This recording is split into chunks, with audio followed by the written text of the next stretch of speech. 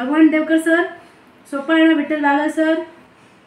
भाषाच अशी ठेवायची मला तुम्हाला, येस, भाषाच अशी सभ्य आणि समजण्यासारखी ठेवायची का तो अवघडात गेलाच नको पाहिजे. आपण अवघडाकडून सोप्याकडे जाऊ, है ना, सोप्याकडून अवघडाकडे जाऊया. म्हणजे एकदम असं शिकायचं ना काहीतरी की पुढे झालंच पाहिजे. एक कॉल बार बार आ रही है, ठीक है जी. वालेकुम सर, मैं एक लेक्चर में हूँ, 10 मिनट में कॉल करूँ? हां, आता आपल्याला फक्त पॅथॉलॉजिकल एक तिसरा विषय माझी पॅथॉलॉजीची ओळख करून घेऊ द्या, कारण तेवढंच आहे तुम्हाला. आता मी जे सांगितलं आहे ना तेवढं, म्हणजे आता तुम्ही जर हे रेकॉर्डिंग पुन्हाच ऐकलं की तुमचे 10 मार्क सुट्टे होणार आहेत. ठीक आहे, 10 marks it's in your hand. How? कारण तुम्ही पहिले शिकला शरीरशास्त्र, मग शरीर विज्ञान, आणि मी तुम्हाला पॅथॉलॉजीची ओळख करून देते आहे. फक्त 15, म्हणजे असं बोलता येईल तुम्हाला, इतकं मस्त आहे. 15 नाही, त्याच्यामध्ये 14 मार्क्स मिळतात. 7 क्वेश्चन्स येणार है ना. आत्ताच मी तुम्हाला म्हटले रोग म्हणजे काय, म्हणजे ते असमतोल आणि समतोल करणं, एवढंच लिहायचं तुम्हाला. सिर्फ टिक मार्क करणं आहे, बॉल भरायचा आहे. रोगाची प्रमुख कारणं काय आहे, प्रमुख कारणं कोणती आहे? त्याला मग अपुरे पोषण है ना, जी पोषण द्रव्य शरीरात लागतात जे तुम्ही घेत नहीं है ना, जो ज़रूरी है. अलग अलग टाइप के रस है, फ्रूट्स है, सब्जियां है, like fibres we need, many type of vitamin we need, we don't take आम दिनों में. यही खाएंगे, वो नहीं खाएंगे, वो खाएंगे, वो नहीं खाएंगे. जिसके पास कुछ नहीं है ना उनसे पूछो, नहीं, कुंडी के पास जाकर उसमें से निकाल कर जो खाएंगे ना उससे भी वो जिएंगे. जिएंगे क्यों पता है क्या? नो नाटक. और कुदरत ने बताया है कि हंग्री यानी क्या है, मजबूरी. और वो तुमसे ज़्यादा जिएंगे, तुमसे ज़्यादा जिएंगे, क्योंकि उस तरीके का तुम एनर्जेटिक काम करेंगे. त्या पद्धतीने ते. आणि रोगाची कारणं तुम्हाला सांगू का, आमच्या शास्त्रामध्ये रोगाला कारणही एक आणि त्याच्यावर उपाय पण एकच. विजातीय द्रव्य शरीरात साचले का ते काढून टाकायचे, बस. साचलं होतं ना, कफ साचला, वमन क्रिया केली, काही मला काहीच वाटत नाही सकाळपासून, इतकं डेंजर. मी काल वाफ घेत होते, म्हटलं आता हे झालं आहे काय, मला बोलता पण येणार नाही, काही नाही, काही होत नाही. अगदी म्हणजे ते उपाय जे आहेत ते आहे, आणि ते 100% काम करणारे उपाय आहेत, 100% काम करते हैं. मग आपल्या अपुरी पोषण, जो शरीर का पोषण नहीं होता है, ये दुख रहा है, वो दुख रहा है, वो दुख रहा है, अरे दुखा तो दुखा है ना, दुख रहा है तो दुख रहा है. इलाज हमारे हाथ में होता है ना, नेचर के हाथ में होता है. चुकीच्या सवयी, झोपण्याच्या, उठण्याच्या, जे सायकल असतं एक है ना, एक सायकल असतं, ऑर्गन्स क्लॉक म्हणतात. ते मी तुम्हाला ॲक्युप्रेशर थेरेपी यामध्ये शिकवणार. एक्यूप्रेशर थेरेपी में क्या होता है, आप लोग ध्यान से सुने कि एक ऑर्गन क्लॉक है, कौन सा ऑर्गन कब काम कर रहा है, और वो इट इज़ 100% प्रूवन. PhD है उसमें. मैं नेचुरोपैथी पे, मर्ड थेरेपी पे PhD कर रही हूँ, मतलब मेरा लास्ट ईयर है, end that is 100% proven in our sector only. last year they showed me that PhD, that article was there. It's of like 5 to 7 pages.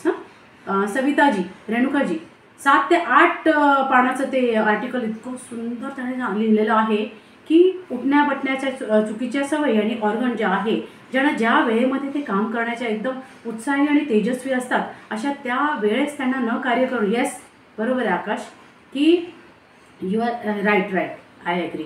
तर मी तुम्हाला सांगते की जर तुमच्या ते ऑर्गनच्या वेळेस तुम्ही त्यांना विचित्रच कामाला लावलं है ना, हार्ट आहे तुमचं, की आता मी सांगते लंग्स इज लाईक 3 to 5 है ना, अर्ली मॉर्निंग इन 3 to 5 है ना AM. ठीक आहे. आणि आपलं स्टमक ऑर्गन जे आहे, म्हणजे आपलं पोट, ते सकाळी 7 ते 9च्या दरम्यान एकदम फुल फ्लेज कामात असतं.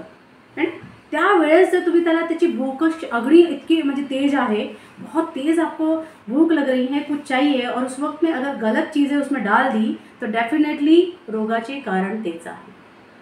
त्या पद्धतीने आपल्याला त्याला आपल्या शरीराला, आपल्या मनाला वळवावं लागेल, आणि ते ऑर्गन क्लॉक समजल्यावर तुम्ही चुकाच करणार नाही. मी सांगते तुम्हाला की ॲक्युप्रेशर ह्या थेरपीमध्ये माझ्या पॅथॉलॉजीची ओळख जेव्हा तुम्हाला होते आहे, रोगाच्या प्रमुख कारणामध्ये चुकीच्या सवयी, आणि त्या सवयी जर आपण बदलल्या तर डेफिनेटली आपण काय करणार, एकदम व्यवस्थित असं निसर्गयुक्त आणि रोगमुक्त असं आयुष्य आपण जगणार आहोत.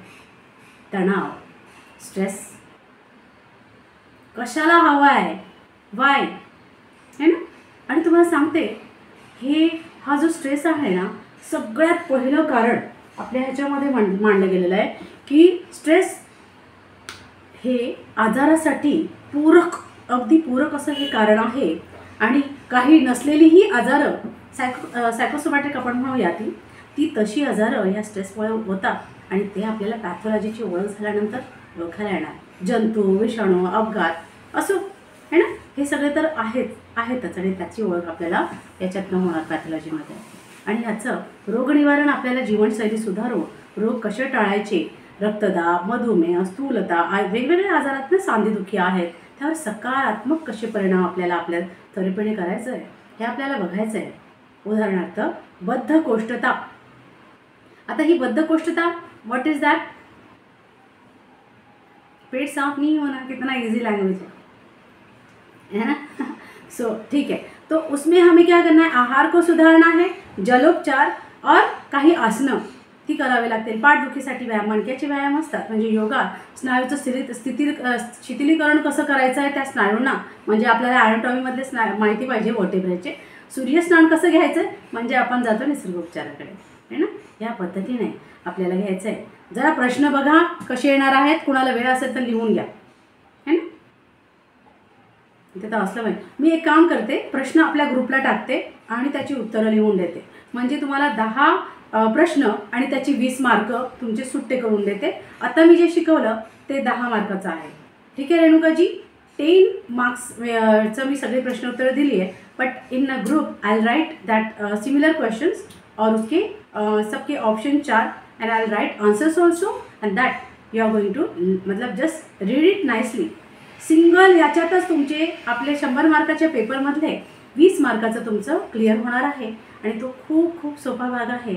अशा प्रकारे ॲनाटॉमी अजिबात अवघड विषय नाही. ठीक आहे, तर म्हणून आता आपण इथे तुमच्या जेवणाच्या वेळा टाळ्या गेलेल्या असतील किंवा कुणीतरी इथे मागच्या बेंचला कानात इयरफोन घालून जेवणही घेतलेलं असेल. ठीक आहे, तसं आपण गृहीत धरूया आणि आजचे व्याख्यान आपण इथे संपवूया.